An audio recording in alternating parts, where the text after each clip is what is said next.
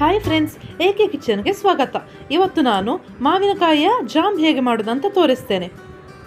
ಈ ಜಾಮ್ ಮಾಡಲಿಕ್ಕೆ ನೀವು ನೀಲಂ ಅಥವಾ ತೋತಾಪುರಿ ಮಾವಿನಕಾಯಿಯನ್ನು ಯೂಸ್ ಮಾಡಿಕೊಳ್ಳಬಹುದು. ಈಗ ನಾನು ಎಲ್ಲ ಮಾವಿನಕಾಯಿಯ ಸಿಪ್ಪೆ ತೆಗೆದು ರೆಡಿ ಮಾಡಿ ಇಟ್ಕೊಂಡಿದ್ದೇನೆ. ಈಗ ಅಷ್ಟು ಮಾವಿನಕಾಯಿಯನ್ನು ನಾನಿಲ್ಲಿ ಗ್ರೇಟ್ ಮಾಡಿ ತಗೊಳ್ತಾ ಇದ್ದೇನೆ. ಗ್ರೇಟ್ ಮಾಡಿದ ಮಾವಿನಕಾಯಿಯನ್ನೆಲ್ಲ ದಪ್ಪ ತಳವಿರುವ ಬಾಣಲೆಗೆ ಹಾಕಿದ್ದೇನೆ. ನಾನಿಲ್ಲಿ ತುಂಬ ಸುಲಭವಾಗಲಿಕ್ಕೆ ಫುಡ್ ಪ್ರೊಸೆಸರಲ್ಲಿ ಗ್ರೇಟ್ ಮಾಡಿ ತಗೊಂಡಿದ್ದೇನೆ. ಈಗ ಗ್ರೇಟ್ ಮಾಡಿದ ಮಾವಿನಕಾಯಿಯನ್ನು ಎಷ್ಟು ಪ್ರಮಾಣದಲ್ಲಿ ತಗೊಂಡಿದ್ದೇನೆ ಅಷ್ಟೇ ಸರಿ ಪ್ರಮಾಣದಲ್ಲಿ ಸಕ್ಕರೆಯನ್ನು ಕೂಡ ಹಾಕಿಕೊಳ್ಬೇಕು.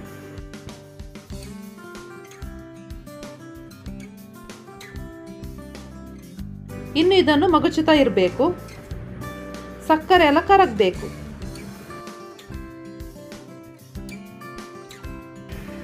ಜಾಮ್ ಮಾಡಲಿಕ್ಕೆ ಉಪಯೋಗಿಸುವ ಮಾವು ಹಣ್ಣಾಗಿರಬಾರ್ದು, ಆದಷ್ಟು ಕಾಯಿ ಇದ್ರೇನೆ ಒಳ್ಳೆಯದು. ಈ ಜಾಮ್ ಮಾಡಲಿಕ್ಕೆ ತುಂಬ ಸುಲಭ. ಇದಕ್ಕೆ ಕೇವಲ 2 ಇಂಗ್ರೀಡಿಯೆಂಟ್ಸ್ ಸಾಕು, ಸಕ್ಕರೆ ಹಾಗೂ ಮಾವಿನಕಾಯಿ.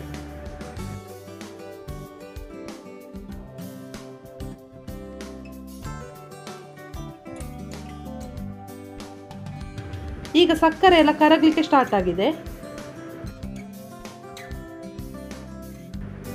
ಈ ಜಾಮನ್ನು ಫ್ರಿಡ್ಜ್ನಲ್ಲಿ ಇಟ್ಟರೆ ಎಷ್ಟು ಸಮಯ ಬೇಕಾದರೂ ಯೂಸ್ ಮಾಡಿಕೊಳ್ಳಬಹುದು.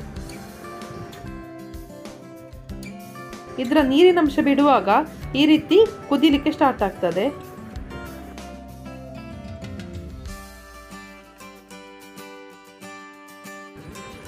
ಇದು ಮಾಡಲಿಕ್ಕೆ ತುಂಬ ಕಷ್ಟವೇನಿಲ್ಲ. ಎಷ್ಟು ಮಾವಿನಕಾಯಿಯನ್ನು ತಗೊಳ್ತೀರಿ ಅದಕ್ಕೆ ಸಮವಾಗಿ ಸಕ್ಕರೆಯನ್ನು ಕೂಡ ಹಾಕಿಕೊಳ್ಬೇಕು.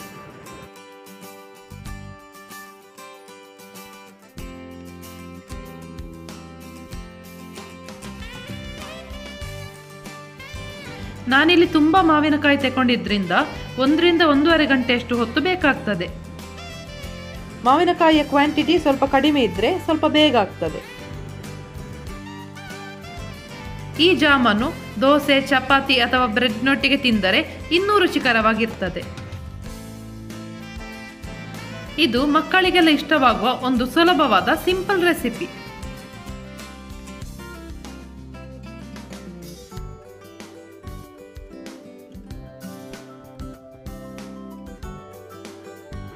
ಈ ರೀತಿ ತುಂಬ ದಪ್ಪ ಆಗಿ ಬರುವಾಗ ಆಫ್ ಮಾಡಿಕೊಳ್ಳಬಹುದು. ಇನ್ನು ಇದನ್ನು ಏರ್ಟೈಟ್ ಕಂಟೈನರ್ನಲ್ಲಿ ಹಾಕಿ ಫ್ರಿಡ್ಜ್ನಲ್ಲಿ ಸ್ಟೋರ್ ಮಾಡಿ ಇಟ್ಕೊಳ್ಬೇಕು. ಬೇಕಾದಾಗ ಯೂಸ್ ಮಾಡಿಕೊಂಡ್ರೆ ಆಯಿತು. ನೋಡಿ, ಈ ರೀತಿ ಇದು ತುಂಬ ದಪ್ಪ ಕನ್ಸಿಸ್ಟೆನ್ಸಿ ಬರ್ತದೆ.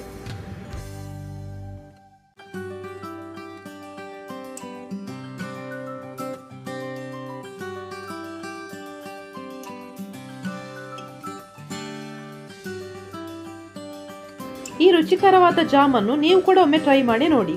ಈ ವಿಡಿಯೋ ನಿಮಗೆ ಇಷ್ಟ ಆಗಿದ್ದಲ್ಲಿ ಲೈಕ್, ಶೇರ್ ಹಾಗೂ ಸಬ್ಸ್ಕ್ರೈಬ್ ಮಾಡಲು ಮರಿಬೇಡಿ. Thank you.